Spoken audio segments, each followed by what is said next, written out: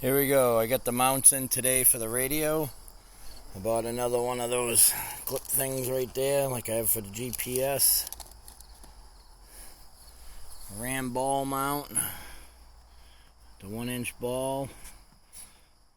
The extension. And I bought a bracket to bolt up underneath the radio bracket. Just got back from the hardware store, getting some lock nuts.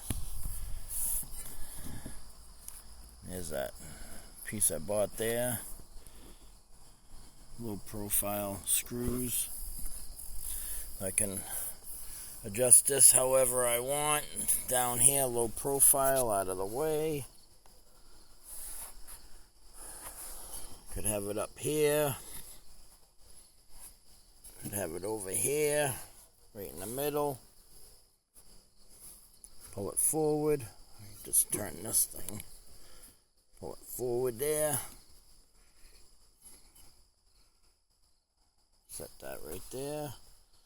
All different options. I can even mount it over there.